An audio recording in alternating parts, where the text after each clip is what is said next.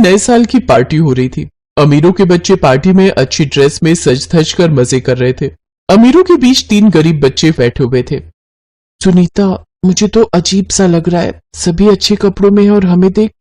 हाँ निशा, हम पार्टी में आए ही क्यों? ये लोग तो हमें ऐसी ही टेढ़ी नजरों से देखते हैं। पता नहीं आज ये सब हमें देखकर क्या सोच रहे हैं। ये तीनों बातें कर ही रहे थे कि तभी स्कूल टीचर महेश जी उनके पास आए और बोले, सुनो, खाना खाकर जल्दी से जल्दी निकल जाओ, उसके बाद स्कूल स्टूडेंट्स की फोटो ली जाएगी। उस वक्त तुम तीनों मुझे दिखने नहीं चाहिए। क्यों सर, हम तो इसी स्कूल के स्टूडेंट हैं। हाँ, हमें भी तो फोटो में आना है। फोटो में आने के लिए बाप के पास पैसा होना जरूरी है। स्कूल की सबसे अमीर लड़की नेहा आई और ताना मारकर बोली, तुम जैसे गरीबों की फोटो स्कूल के फोटो एल्बम में रह जाए तो स्कूल की क्या इज्जत रह जाएगी? फ्री का खाना ठूसने के लिए आई हो ना, जल्दी से खाओ और दफा हो जाओ। हाँ नेहा, तुमने सही कहा।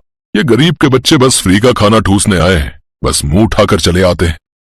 महेश जी नेहा को लेकर चले गए। निशा, सुनीता और गुड्डू गरीब घर से थे, लेकिन उनमें गरीबी से ज्यादा आत्मसम्मान था, इसीलिए तीनों ने खाना खाया ही नहीं। उसी वक्त वो तीनों उठकर घर की ओर चल दिए। हम घर जाकर सूखी रोटी खा लेंगे। हाँ, इतनी बेइज्जती के बाद तो स्कूल का खाना हजम ही नहीं होता। हम कभी भी स्कूल का खाना नहीं खाएंगे। और अगले दिन सुबह उठकर स्कूल के लिए निकल पड़े। निकलते वक्त निशा की माँ ने उसे खाने का डिब्बा दिया। निशा बेटी, आज मैंने अपने हाथों से तेरे लिए टिफिन बनाया है। कल का आटा रह गया था ना, उससे मैंने आलू के पराठे बनाए हैं, सभी मिलकर बांट कर खाना। हाँ बेटी। निशा की माँ सरल थी, उनके लिए तो आलू का पराठा भी अमृत के बराबर था। डब्बे में आलू के पराठे लेकर निशा, सुनीता और गुड्डू स्कूल चले गए। स्कूल में लंच का टाइम आया। अमीरों के बच्चे सैंडविच, बर्गर, पिज्जा खाने लगे और निशा ने अपना डब्बा खोला। अरे वाह, आलू का पराठा, मुझे भी दे ना निशा। हाँ, क्यों नहीं, खाओ खाओ, सभी मिल बांट कर खाएंगे। तीनों के खाने से पहले ही नेहा वहां आई और पराठा देखकर कहा, छी, स्कूल में पराठे लाई है। अभी के टाइम पे पराठा कौन खाता है? हम खाते हैं, तू खाएगी? ये ले। निशा ने पराठा आगे बढ़ाया और नेहा के स्कूल यूनिफॉर्म में दाग लग गया और नेहा ने निशा को जोर से एक थप्पड़ मार दिया। ये क्या किया तूने? इसकी कीमत जानती भी है? मैं तो बस पराठे देने के लिए।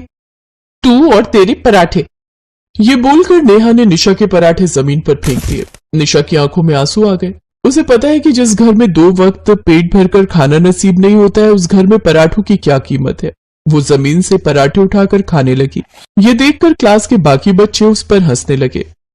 अरे वो देख, भिखारन को जमीन से उठाकर खा रही है। छी, तुझे खाना नहीं मिलता है क्या? हमारे घर पे चले आना, हम रोज कुत्तों को खाना खिलाते हैं।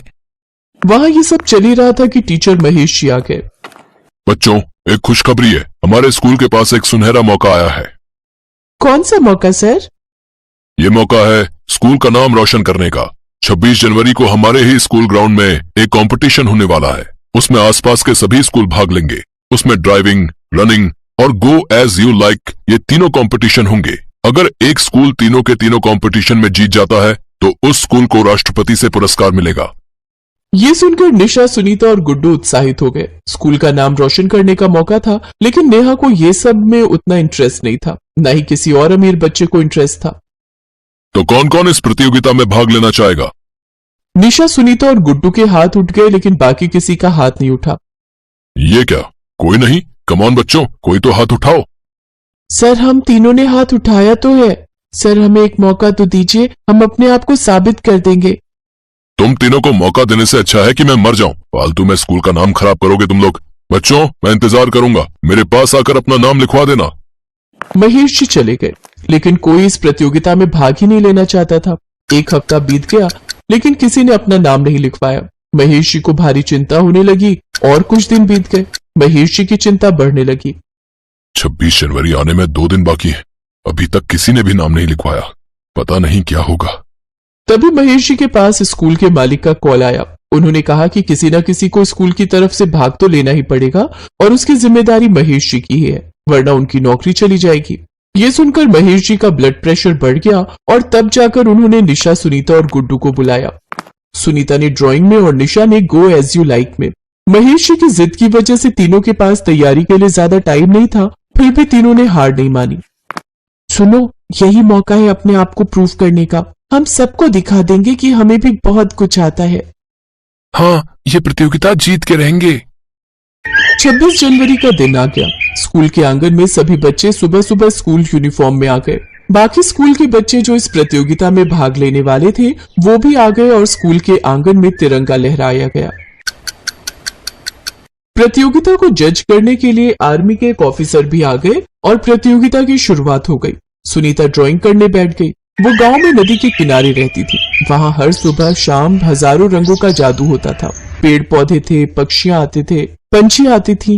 ये सब कुछ सुनीता हर रोज देखती थी और वो आज वही सब ड्रॉ करने लगी। आर्मी ऑफिसर ने सुनीता की ड्राइंग देखा और कहा, वाह, बहुत सुंदर, तुम ही ये प्रतियोगिता जीतती हो। सुनीता जीत गई। बाहर रनिंग कंपटीशन में गुड्डू ने भी अपना जलवा दिखा दिया। वो हर रोज स्कूल चलकर आता जाता था, हमेशा इधर उधर दौड़ता रहता था। उसे इस कंपटीशन में कौन ही हरा सकता था। और अंत में गो एज यू लाइक्स में निशा एक बोरा पहनकर खड़ी हो गई। बोरे पर संगीता ने तिरंगा ड्रॉ कर दिया। बोरे का ऊपरी हिस्सा सैफरन, बीच में सफेद और नीचे ग्रीन था। बीच में अशोक चक्र था। आज तुम क्या बनी हो बेटी? मैं भारत माँ बनी हूँ सर। लेकिन ये बोरा ही क्यों पहना है? दूसरे ड्रेस पर भी तो तिरंगा ड्राइंग कर सकती थी। बोरा इसीलिए क्योंकि अभी भी भारत में गरीबी है। हम गरीब हैं इसीलिए हमारा मजाक उड़ाया जाता है, लेकिन हम गरीबी से बाहर निकलेंगे। भारत गरीबी से बाहर निकलेगा। ये सुनकर ऑफिसर की आंखों में भी आंसू आ गए। उन्होंने निशा को विजेता घोषित कर दिया। तीनों के तीनों प्रतियोगिता जीत गए और उन्हें राष्ट्रपति से पुरस्कार मिला।